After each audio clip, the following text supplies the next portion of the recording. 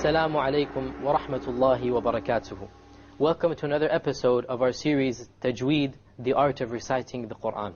In a very beautiful hadith, the Prophet ﷺ gave us the parable of the believer who recites the Quran versus those who do not. The Prophet ﷺ said that the example of the mu'min, of the believer who recites the Quran, is like that of a citrus fruit. A citrus fruit is a large white fruit. Okay, the Prophet ﷺ said that his example of the believer who recites the Quran is like that of a citrus fruit. Its fragrance is sweet, and it is also sweet to eat. So the believer, when he is around other people, the people enjoy being with him. And they like his company. And they benefit from him because his fragrance is sweet, spiritually. And when they get to know him better, they also find he is a good person at heart. Because he is sweet from the inside as well. The Prophet went on, he said, the example of the believer who does not recite the Quran is like that of a date, a dried up date. It has no fragrance, but it is still sweet to eat. So the believer who does not recite the Quran, he is not evil, but his good is of a lesser level than the one who does. So a person, maybe he will not get to know him that well initially because he has no fragrance to him. But when he does get to know him, he will find that he is a good person at heart. And the example, the Prophet said, of the hypocrite who recites the Quran is like that of a rayhana, or a type of basil. A rayhana, the Prophet said, its fragrance is very sweet, but it is bitter to eat. So the hypocrite, when he mixes with society, people might think he's a good person because he's reading the Quran. But when you get to know him, you will find that he is evil at heart. And then the final parable the Prophet ﷺ gave is that of the hypocrite who does not recite the Quran. He said he is like a handala. A handala is a small seed, which the Prophet ﷺ described it. It has no smell to it, and it is also bitter to taste. So this is the example of the hypocrite who does not recite the Quran. He has no benefit to society, and even in and of himself, he is an evil person. The purpose of this example is so that we strive to be like the citrus fruit. The believer who recites the Quran, he benefits others and he benefits himself. People like to be with him and they like to get to know him. And of the ways we can become like this person is to recite the Quran properly. And this is the purpose of the show, how to recite the Quran properly. In our previous episode, we had discussed various letters that emanate from the tongue, and we had discussed 7 areas of the tongue where letters come from. Today we will finish up the remaining 5 of them and talk about other letters that come from the tongue. We start off with the 7th makhraj. We had discussed 6 before. In this episode, we'll start with the 7th specific area of the tongue where the letters come from, and this is the area of the tip of the tongue along with the gums of the upper incisor teeth. The gums meaning the area behind the teeth. So you use the tip of the tongue and you place it close to the gums of the upper teeth, and from this one letter comes, and that is the letter Ra. Ra. Notice here on the computer, we have the letter Ra being shown. If you see it there, here, we find the Ra coming right behind the incisors there, touching up the gum. Notice that the Arabic Ra uses the tip of the tongue for this letter. Therefore, because of this, the Arabic Ra is completely different from the English R. And this is a very, very common mistake. When those who speak Arabic start speaking English, they use the Arabic letter Ra to substitute the English R.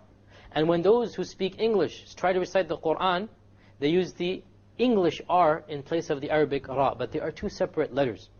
The English R comes from the middle of the tongue, whereas the Arabic Ra comes from the tip of the tongue, along with the incisors or the gum behind the incisors. Let me mispronounce some words for you so you know what I'm talking about. For example, the English word rail, as in a railroad. If we were to pronounce it with the Arabic, it will become rail, which is why people from other countries, when they start learning English, people make fun of them, because they don't know how to pronounce the R properly. But don't forget, the opposite also applies. That when a Westerner or a person who speaks English tries to recite the Quran, he substitutes the English R for the Arabic Ra, and this is a mistake. Okay, likewise the English word real. Notice if I said real with the Arabic Ra, it will become real. Real. It's not going to be real. It will be real. And you see the difference between the two. So it is very important that you differentiate between the English R versus the Arabic Ra. Okay? In English we say Arabic, whereas we say Arabi, Ra, Ra, Ara, Ara. Okay, notice the difference. The ra and the ra. Two completely separate letters. Remember the difference. The English R comes from the middle of the tongue, and the Arabic ra comes from the tip of the tongue. It is very important that when we pronounce the R in Arabic, the ra in Arabic, we do not roll the tongue. We do not repeat the sound of the ra.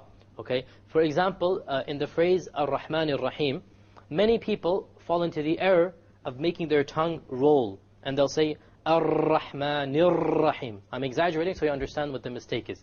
Okay? This is a mistake. You cannot allow the tongue to roll. Ar-Rahman is a mistake. Ar-Rahman Ar-Rahim. No rolling.